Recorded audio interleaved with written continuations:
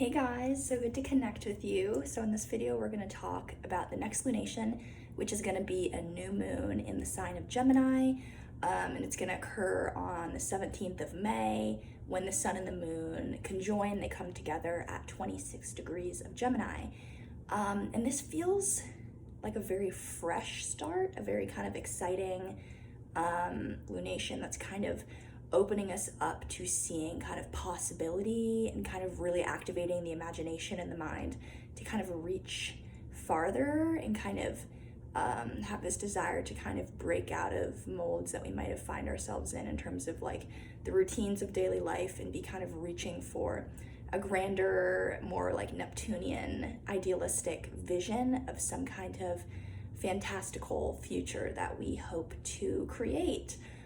Which is super exciting. So in this video, first I'm just going to kind of break down some of the kind of archetypal planetary signatures of this new moon in Gemini, kind of talking about some of the aspects between the planets that are going to be active at the time of lunation, which kind of gives us a clue around more details about how we might experience the lunation as humans.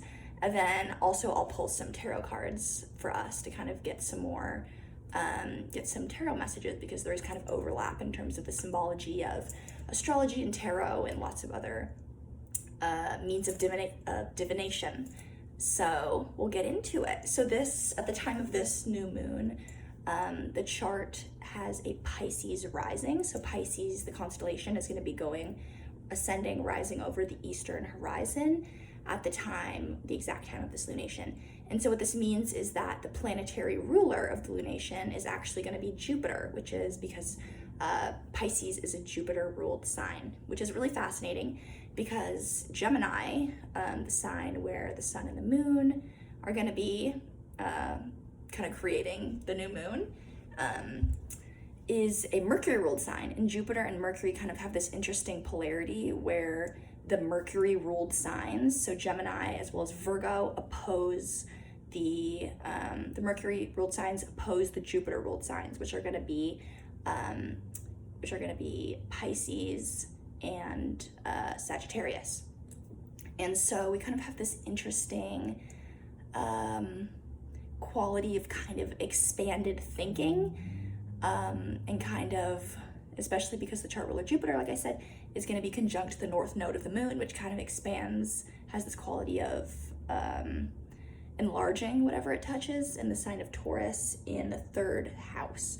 So kind of like expanded, maybe extravagant thinking, kind of like grand visions of kind of big proportions, maybe something to do, especially because that first decan of Taurus, where Jupiter, the chart ruler, is going to be, is a Venus-ruled decan. So kind of thinking about a more like beautiful future that we hope to find ourselves in, as well as because Jupiter is going to be starting to engage in a square with the planets Venus and Mars, which are going to be in Leo in the 6th house. And this kind of, we could see in the news kind of like affairs kind of coming out, like big, or just kind of like romance in the workplace, themes like that, but just generally in a more mundane sense, kind of thinking about how we can recreate the conditions of our daily lives and our work and our routines, and so that they feel like they're on Jupiter level proportions of just kind of this like beautiful, sometimes kind of idyllic future. And it also is really interesting that the new moon is going to be in the 4th house, which kind of has a connection to family and roots in the past and ancestry. And so kind of like seeing into the future, but in a new way. And so kind of like understanding something about the past, that we might have missed. And so we can kind of move forward into the future, kind of feeling like we have had some revelation or some insight into something about the past that we might have missed, especially because, like I said, the chart ruler Jupiter is entering into a square and kind of connected to the other benefic, the lesser benefic Venus in some way, which is going to retrograde in the sign of Leo later in the summer. There seems to be some connection with like a past relationship, or feeling like you have some insight into something that was like really going on in the past. So you kind of have this kind of like wave of confidence and like Jupiterian optimism to pursue it in some way in the future. And so we might just kind of be a little, not cautious, but being aware of the tendency for the benefics to kind of stir up some like dissatisfaction or kind of like pining, especially with the Neptune influence. I don't know if I mentioned this, I'm double checking. Yes, so within a degree, the sun and the moon, the lunation, is going to be squaring Neptune. So again, this like very expanded level of idealism and kind of maybe reading into things that maybe weren't there, but also maybe genuinely getting some insight into something that occurred in the past and kind of feeling inspired to see this kind of possibility and have this vision of like building a new future. Like there could be some pretty big realizations of like the future in terms of this lunation. So I'm gonna start shuffling the tarot so we can maybe get some more specifics about how we might experience this. Yeah, and so just kind of, I wrote down craving like adventure and extravagance. And so we might like see a really fun movie, or if you like to read like sci-fi or some like just fun rom-com, just some, like the mind needs to kind of run and kind of like have a horizon to kind of meditate on with this new moon, and just kind of like allowing yourself to be unbounded mentally and just kind of like let the mind run.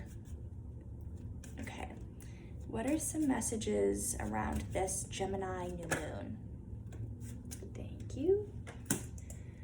What can we expect to experience as a collective around this Gemini new moon?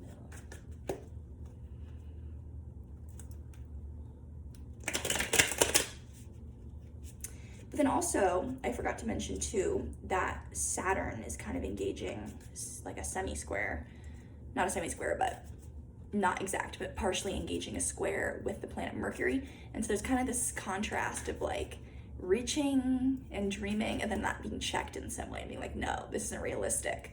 And so that can feel a little bit tough. What can we expect around this Gemini new moon?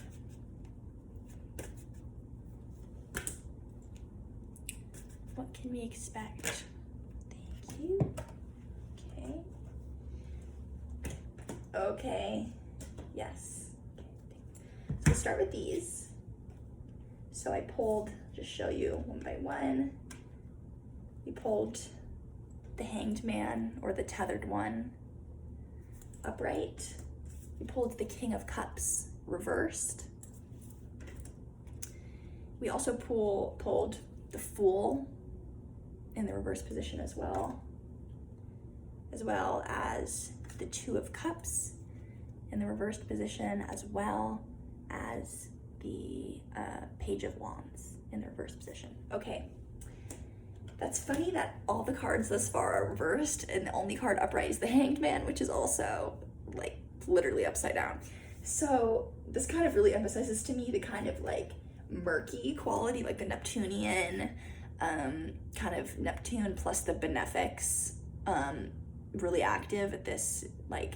And I also forgot to mention too that Mercury, which has its domicile in the sign of Gemini, is in Gemini at the time of this lunation. So it's kind of this interesting quality of the mind is very active, very sharp, but operating on levels that are not like logic or not reason or not like mercurial kind of like commerce. Like we're not talking about like planning boring things. We're thinking about like like next level kind of fantastical thinking here. And so with all the reversed, again, kind of emphasizing for us maybe some sort of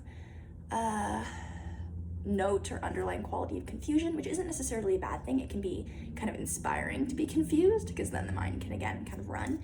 But yes, I'm immediately drawn to the Two of Cups in the reversed, and it's kind of what I said around the Mars, Venus being in Leo, and kind of this like romantic, like seeing some sort of possibility or connection that we're like sure was like really happening under our noses in the past and we didn't take advantage of it, and now's our opportunity.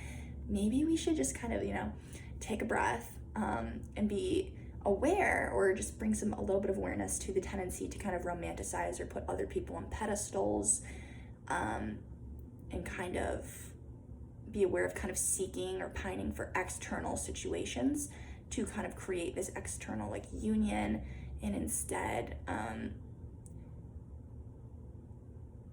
just kind of being aware of that, which could be not necessarily an issue, just being aware of the tendency to romanticize others.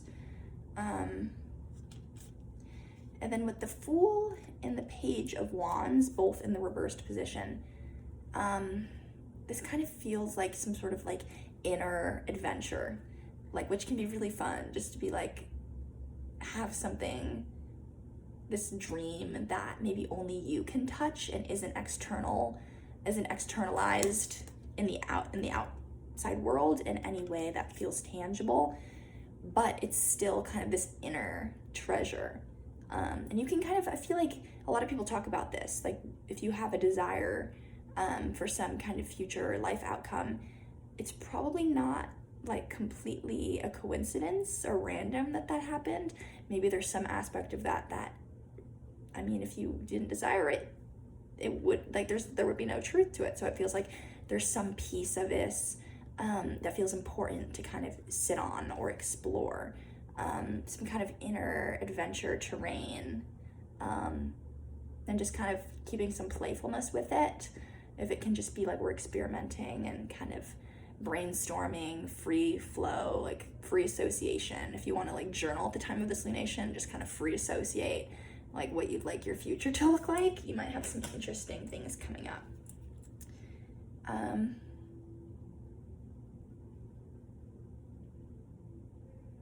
Let's see, I'm gonna pull one more card to get some clarification on the King of Cups reversed, because I'm not immediately sure how this applies.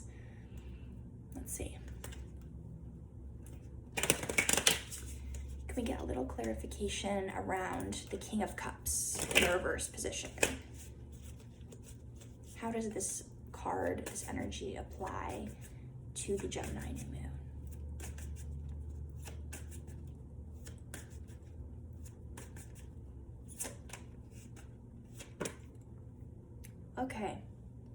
Okay, this helps, thank you. We have the Eight of Cups upright. And so what I was saying kind of before around kind of some like promising or alluring connection from the past, maybe being a little confusing to ascertain if it's something that we should go forward with and kind of pursue that, or if we should kind of wait for something new to reveal itself. And so that we're kind of building a future on the most up-to-date, the most current vision, and not a vision that's like from the past or kind of an ancestral level of operating in some sort of dream. And so with, where did I put it? Here. With the King of Cups, kind of having the emotional maturity to know when to let go of things and let go of dreams, especially sometimes dreams kind of take on a momentum of their own.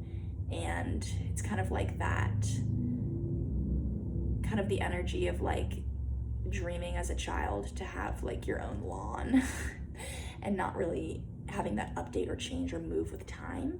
And so kind of the wisdom, tapping into the wisdom of the King of Cups, and maybe this being a little bit weaker or a little bit obscured at the time of this lunation, to kind of acknowledge when we need to step away from something, and not have a promise of what dream will fill that gap or that empty space. So having a little bit of time, mental space, so that something new could emerge. Yeah, so I think that's all I wanted to say.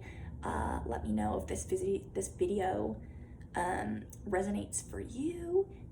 Any kind of themes. You can be as personal or vague, abstract as you'd like in the comments below about how this lunation is showing up in your life. I really hope we can build like a community on this platform to kind of just talk about how the planets are showing up in all of our lives. So if you'd like to book a reading for me in the month, the rest of May or the rest of the summer, you can reach out to me at projectvenusrising, all lowercase, @gmail.com, and that will be written in the description box below, so you can reach out and we can figure out a time that works to have your natal chart read, which could be super fun. But if not, hope to see you soon in the next video.